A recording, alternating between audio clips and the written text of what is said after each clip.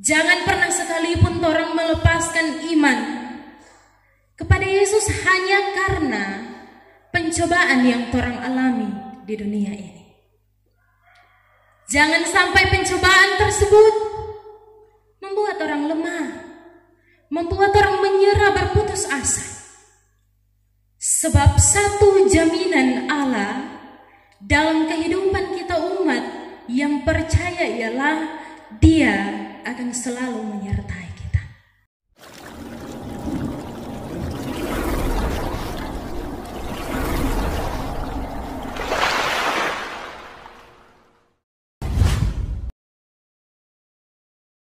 Salam sejahtera untuk kita semua, shalom. Damai di hati. Terpujilah Tuhan kita Yesus Kristus. Selalu torang merasakan bahwa Dia baik di tengah-tengah perjalanan hidup torang semua. Torang ada dalam minggu sengsara yang keempat ini, dengan tentu tidak pernah terlepas dari penyertaan dan pemeliharaan Tuhan. Saudara-saudara yang dikasihi dan diberkati oleh Tuhan kita Yesus Kristus, dari torang masih kecil, masih anak-anak, torang sering diajar untuk berlari lebih keras ketika torang dalam usaha sedang belajar untuk berlari. Torang sering dituntut untuk bekerja lebih keras dan supaya torang akan mendapatkan hasil yang lebih banyak. Namun kemudian hal ini yang membentuk torang berpikir bahwa torang sukses ketika torang memiliki segalanya. Kekayaan, kekuasaan, tetapi juga bisa diakui oleh orang lain. Tetapi pada nyatanya, sekalipun torang memiliki itu semua, masih ada perasaan kosong yang torang rasakan dalam diri ini. Mengapa torang memiliki segala sesuatu, tetapi masih terasa hampa, seperti ada yang kurang? Ketika torang semakin berusaha untuk mencari kepuasan dalam dunia ini, maka torang pun akan semakin bertanya, kapan kira-kira kepuasan ini akan torang rasakan? Demikian juga yang dirasakan oleh sekelompok orang Yunani dalam bacaan kita di saat ini. Pada saat itu sekelompok orang Yunani ini mendatangi dua murid Yesus, Filipus dan Andreas. Mereka ingin bertemu dengan Yesus. Bukan cuma sekedar ingin melihat Yesus, tetapi mereka ingin memahami siapa sebenarnya Yesus ini. Kenapa begitu banyak cerita-cerita yang hebat yang mereka dengar tentang Yesus ini. Tetapi ketika sekelompok orang Yunani ini bertemu dengan Yesus, justru yang mereka dengar dari Yesus adalah pemberitaan tentang kematiannya. Hal ini tentu berbanding terbalik dengan ambisi orang sebagai manusia. Ketika ada orang yang datang penasaran tentang torang pehidup, ingin mengenal torang pehidup yang suka sebar bahwa torang hebat, torang kuat, maka pasti kalau orang datang torang akan lebih menceritakan tentang torang kehebatan, tentang torang kesuksesan, tentang torang kebesaran diri sendiri. Tetapi berbeda dengan apa yang dilakukan oleh Yesus Kristus. Pada saat orang Yunani ini berusaha untuk menemui Yesus agar supaya mereka lebih mengenal dalam tentang Yesus Kristus ini, agar supaya dorang perasaan hampa dalam diri ini boleh hilang. Tetapi kemudian jawaban yang dorang terima tidak sesuai dengan apa yang mereka harapkan. Sekelompok orang Yunani ini adalah orang-orang yang menyembah Allah lain, yang tidak percaya kepada Allah Israel. Mereka membayangkan sosok Yesus yang sering dibicarakan orang ini adalah sosok yang hebat, yang terlihat sebagai pemimpin yang memiliki kekuasaan besar. Tetapi nyatanya ketika mereka bertemu, Yesus kemudian mengibaratkan, menceritakan tentang kemuliaan, tetapi dia memakai biji gandum sebagai contohnya. Jika biji gandum ini nyanda jatuh kemudian mati, biji gandum ini nyanda akan berbuah banyak. Tetapi sebaliknya, kalau biji gandum ini jatuh ke tanah mati, dia pasti akan kembali bertumbuh dan menghasilkan buah yang banyak. Yesus yang saat itu mereka harapkan, dengan gagahnya memberitakan tentang kehebatannya, tetapi di sini Yesus tidak mengikuti harapan dari sekelompok orang Yunani ini. Yesus bilang dia memang harus menderita, dia memang harus mati, jalan yang harus dia tempuh, dia harus mengorbankan nyawanya agar banyak orang yang akan memperoleh kehidupan kekal. Saudara-saudara yang dikasihi dan diberkati oleh Tuhan kita Yesus Kristus, Yesus menegaskan bahwa kematiannya ini akan mendatangkan kehidupan kekal, hidup baru bagi mereka yang mau datang kepadanya. Termasuk di dalamnya bagi sekelompok orang Yunani yang saat itu datang kepada Yesus. Yesus mengingatkan kepada mereka untuk jangan pernah mereka mencintai nyawa mereka di dunia ini. Karena ketika mereka mencintai nyawa mereka, mereka justru akan kehilangan nyawa mereka. Tetapi sebaliknya, kalau dorang benci, dorang penyawa dan memilih untuk tunduk kepada Allah, maka mereka akan beroleh kehidupan yang kekal.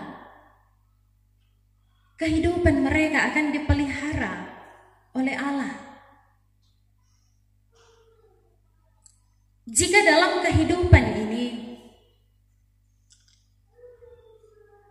orang hanya terfokus kepada apa yang ditawarkan oleh dunia, kesuksesan, keberhasilan, kedudukan, jabatan, dan tawaran-tawaran lain yang menggiurkan, maka orang pasti akan kehilangan kehidupan kita.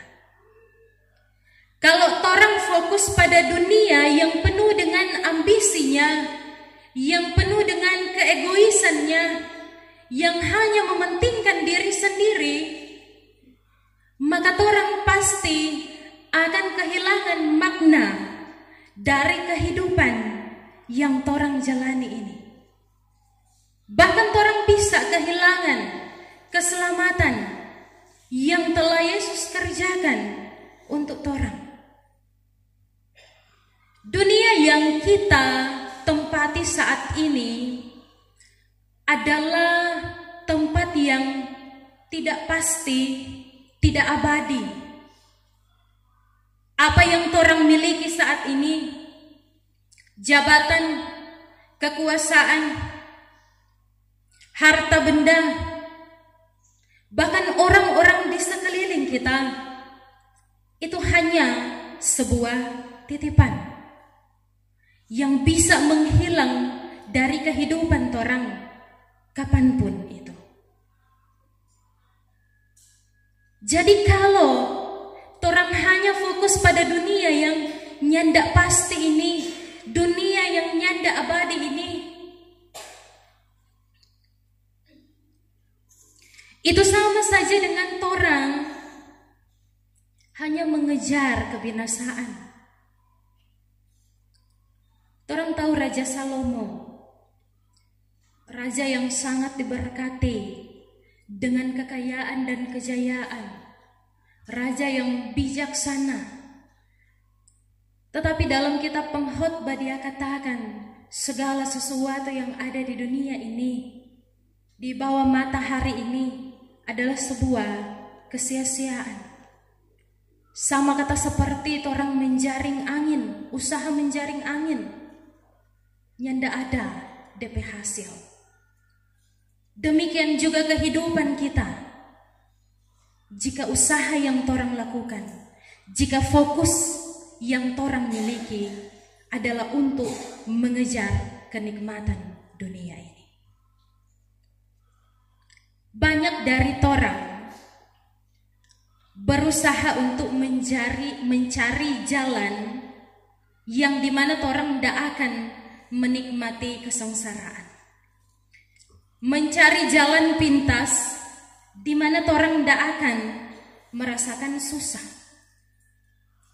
Tetapi kemudian lewat bacaan kita di saat ini, Yesus menawarkan jalan yang berbeda. Yesus menawarkan jalan yang lain. Ketika Yesus mengibaratkan kemuliaan dengan biji gandum yang harus jatuh mati lalu bisa berbuah, dia kemudian melanjutkan dengan menceritakan pergumulan yang akan dia hadapi, penderitaan yang akan dia hadapi. Penderitaan yang dia maksud adalah ketika dia harus memikul salib. Lalu kemudian dalam bacaan kita di saat ini, Yesus bilang dalam ayat 27, sekalipun dia terguncang dengan hal tersebut, apakah dia harus meminta tolong kepada Allahnya untuk menyelamatkannya? Apakah dia harus lari daripada jalan penderitaan ini?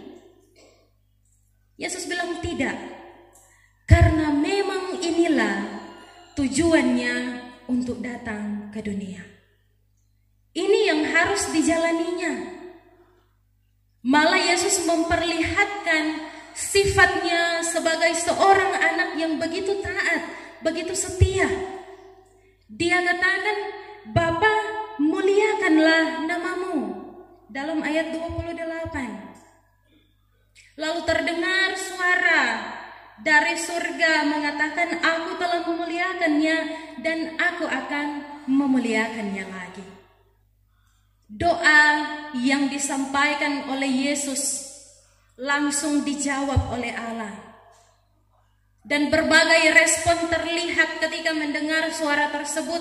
Ada yang bilang bahwa itu suara guntur, tetapi ada yang bilang bahwa itu suara malaikat. Memperlihatkan kepada kita bahwa memang nyandak semua orang bisa melihat tanda-tanda ilahi. Memang nyandak semua orang bisa menerima pekerjaan yang dilakukan oleh Allah. Memang nyandak semua orang percaya kepada Allah. Namun kemudian Yesus melanjutkan, ketika dia akan ditinggikan dari bumi, orang-orang banyak akan datang mencari dia.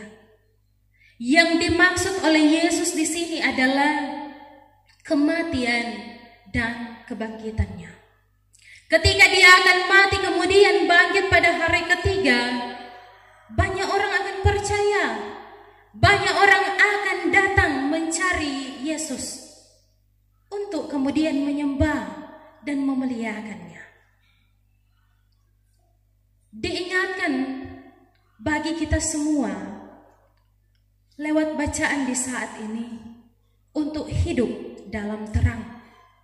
Selama terang itu masih ada, hiduplah dalam terang tersebut. Terang yang dimaksud oleh Yesus di sini adalah dirinya sendiri.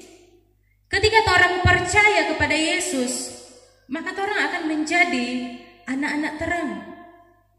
Demikian yang disampaikannya kepada sekelompok orang Yunani yang datang padanya saat itu. Seketika itu, selesai dia mengatakan semua yang hendak ia katakan, ayat terakhir bilang, Yesus pergi bersembunyi dari antara mereka. Saudara-saudara, ketika Yesus pergi, ketika Yesus bersembunyi dari antara mereka, ini adalah kesempatan yang diberikan oleh Yesus kepada sekelompok orang Yunani ini. Dengan apa yang telah dikatakan oleh Yesus, apakah sekelompok orang Yunani ini akan memilih untuk percaya, akan memilih untuk hidup dalam terang, atau mereka akan tetap pada jalan kegelapan yang selama ini mereka tempuh? Mereka diperhadapkan dengan satu pilihan yang besar. Demikian juga dengan kehidupan yang kita jalani di dunia ini. Orang pun juga pasti diperhadapkan dengan pilihan-pilihan. Apakah orang mau mengikuti jalan kebenaran? Apakah orang mau mengikuti jalan terang yang ditunjukkan oleh Yesus? Atau orang tetap mengikuti kata hati sendiri yang sering kali membawa orang pada kegelapan? Memang banyak sekali tawaran dunia, pilihan dunia yang sungguh menggiurkan. Tawaran-tawaran yang terkadang membuat orang merasa tenang, membuat orang merasa nyaman sesaat. Tawaran-tawaran yang semakin membuat orang jauh daripada Tuhan, semakin melenceng daripada jalan yang ditunjukkan oleh Tuhan. Tetapi di sini Tuhan hendak melihat seberapa kuat prinsip kita di dalam Dia. Seberapa kuat iman kita yang mengaku percaya kepada Tuhan, yang berarti segala tindakan orang juga harus sesuai dengan apa yang dikehendaki oleh Tuhan. Orang sementara diuji di dunia ini, dan orang semua pasti mau agar supaya orang tahan uji, lulus dalam ujian. Kalau orang suka lulus dalam ujian, orang harus belajar. Demikian juga dalam kehidupan, kalau orang mau untuk menjadi orang-orang yang tahan uji, orang juga harus senantiasa belajar. Belajar tentang kebenaran firman Tuhan, belajar tentang apa yang menjadi kehendak dan keinginan Tuhan dalam kehidupan kita. Saudara-saudara, ada satu kisah yang nyata yang terjadi di pedalaman India dalam satu suku. Mungkin orang pernah mendengar cerita ini, di mana ketika ada misionaris penginjil datang ke India, kemudian ada satu keluarga dari satu suku terpencil yang kemudian percaya dan mengaku ingin mengikuti Yesus Kristus. Keluarga ini terdiri dari suami, istri, dan dan juga 2 orang anak. Ketika mereka kembali ke tempat mereka, semakin banyak orang, semakin banyak keluarga lain yang juga mengikuti kepercayaan mereka. Tetapi karena pada saat itu mereka masih sangat kuat dengan adat-adat, dengan tradisi-tradisi yang mereka lakukan, dan juga kepala suku saat itu belum percaya kepada Yesus, maka keluarga yang pertama datang untuk kemudian memberitakan tentang Yesus Kristus ini diadili oleh kepala suku ini. Mereka ditaruh atau dibawa ke lapangan yang besar, disaksikan oleh masyarakat sekitar. Kepada kepala keluarga ini, kepada suami ini, kepala suku bertanya, lepaskan imanmu atau anakmu akan kubunuh. Tetapi dengan iman, kepala keluarga ini bilang, I have decided to follow Jesus, no turning back. Yang artinya dia sudah mengambil keputusan untuk mengikuti Yesus. Dan dia tidak akan melepaskan keputusannya tersebut. Dibunuhlah kedua anaknya ini. Kembali kepala suku ini bertanya, apakah imanmu tidak akan engkau lepaskan? Jika tidak, istrimu akan aku bunuh. Dia tetap pada pendiriannya. Dia tetap pada imannya. Kemudian istrinya dibunuh. Terakhir, kepala suku memberikan kesempatan untuk dirinya sendiri. Apakah dia mau meninggalkan imannya? Kalau dia mau masih tinggal DP iman, maka dia pun akan dibunuh oleh kepala suku itu. Dia tetap pada imannya. Dia dibunuh oleh kepala suku. Berjalannya waktu, mulai ada kegelisahan, rasa penasaran dari kepala suku ini. Iman yang bagaimanakah yang dimiliki oleh seseorang sehingga dia rela untuk kehilangan nyawanya, kehilangan orang-orang yang dikasihinya. Dia berusaha mencari tahu tentang Yesus Kristus. Dan dalam pencariannya, dia pun terlena dengan apa yang dilakukan oleh Yesus. Dia pun percaya dan mengagumi karya-karya yang telah dilakukan oleh Yesus. Dan seketika itu juga di hadapan masyarakat banyak, di tempat di mana dia mengeksekusi mati keluarga, 4 anggota keluarga, di situ juga dia menyatakan bahwa dia percaya kepada Yesus. Orang bisa cari DP cerita ini di internet. Ini merupakan satu kisah yang nyata. Dan melalui kisah ini kemudian muncul lagu I have decided to follow Jesus dalam bahasa Inggris. Dan dalam bahasa Indonesia yang telah diterjemahkan sering orang nyanyikan. Mengikut Yesus. Orang tahu itu lagu? Boleh orang menyanyi sama-sama? 1, 2, 3. Mengikut Yesus keputusanku. Mengikut Yesus keputusan.